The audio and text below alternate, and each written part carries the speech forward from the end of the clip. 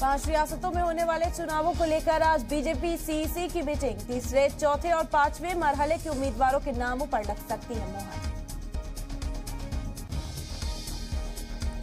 आज पंजाब इंतखाब के लिए उम्मीदवारों के नामों का ऐलान कर सकती है बीजेपी। कैप्टन अमरिंदर सिंह की पंजाब लोक कांग्रेस के साथ है पार्टी का इत्तेहाद।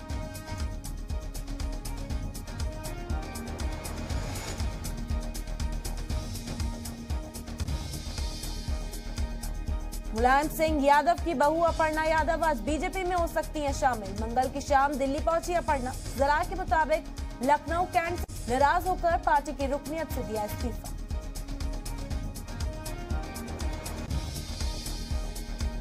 रामपुर की 5 असेंबली सीटों पर उम्मीदवार उतारेंगे समाजवादी पार्टी। सांसद आजम खान और बेटे अब्दुल्ला आजम का नाम हो सकता है शामिल।